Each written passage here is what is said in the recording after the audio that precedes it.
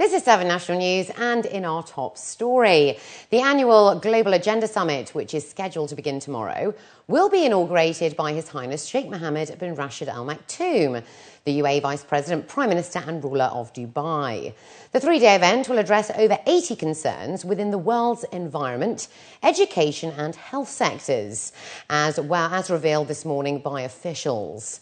Attending a press conference this morning was His Excellency Sultan bin Saeed Al Mansouri, the UAE Minister of Economy, who stated that in 2011, the country's economy witnessed a 4.2% growth rate and predicts a 3.5% increase at the end of this year. He added that the aim now is to find solutions that will maintain this stability. Al Mansouri said that by hosting an event such as this creates international dialogue and shows the UAE's commitment towards global challenges of the 21st century. Development, growth, society and sustainability are listed as key topics of discussion at the upcoming event. Officials have stressed that in today's fragile economy, leaders have to understand that all areas of society are interrelated, adding that organisations need to focus on education in order to see results in the entrepreneurship and employment segments. The problem could be is that there's so many global risks out there that we're sort of stuck with analysis to paralysis. So what we're looking to do with this meeting is really look at where the breakthrough opportunities are. In a way, as I mentioned, where we need to take some risks to actually deal with risks. Concretely, for example, I think we have to rethink now employment, entrepreneurship, and education. Similarly, if you look at natural resources, we can't just look at water security. It's probably one of the top issues in the region, but we have to look at food security as well as energy security because they're quite interrelated. So it's this notion of taking some big issues, but actually understanding in their totality and more holistically. That's really the richness that we're looking for. And I think those sorts of issues in the global agenda, back to your point, I don't think there's one or two. It's really going to be these clustering of issues because you can't deal with employment unless you handle education and entrepreneurship. You can't deal with food security if you don't look at water and energy security. UAE and Pakistani anti-narcotics units have thwarted an attempt to smuggle 16 kilograms of heroin into the UAE. 8 Pakistani men suspected of involvement in the operation have been arrested. Lieutenant General Saif al-Shafar, the Undersecretary in the Ministry of Interior, hailed the constructive cooperation that the Pakistani Anti-Narcotics Force and Special Investigation Services had provided the UAE authorities. Speaking about the operation, codenamed Thanks Pakistan, Colonel Saeed Al-Suwaidi, the Director General of the Anti-Narcotics Department at the Ministry, said the Anti-Narcotics Liaison Office at the UAE Embassy in Pakistan had received a tip-off from reliable sources that a group of Pakistanis were planning to traffic the drugs into the UAE. He added that 15 kilograms of the total haul was seized in Pakistani airports.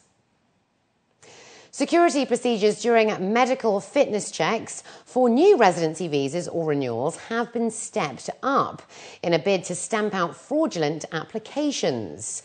According to a local report, those who go for mandatory blood tests must now present their original passport to the nurse who administers the test.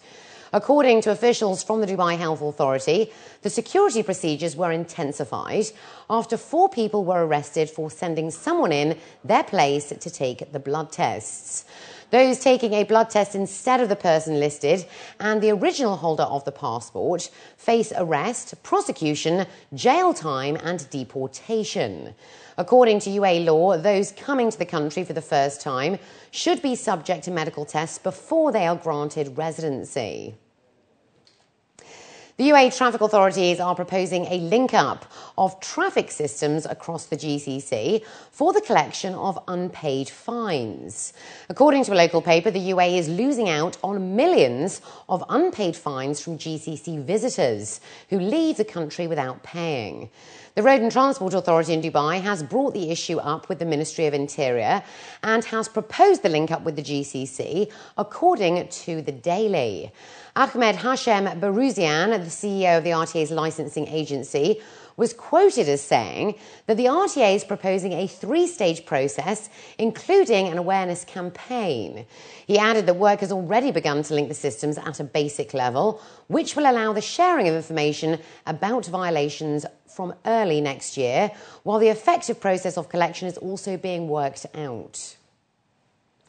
And finally, today marks the first anniversary of the hugely successful music charity collaboration titled Bokra, or Tomorrow.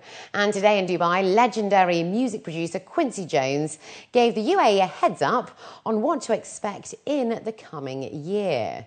Launched in the UAE on the 11th of the 11th, 2011, to signify the oneness of the project, the charity single and video instantly topped the music charts for both international and Arabic music across the Middle East, staying in the #1 spot for 5 consecutive weeks. Reaching 7 million YouTube hits within a couple of months, this motivated the team of artists to continue their humanitarian efforts in a bid to raise even more funding for underprivileged children across the Arab world.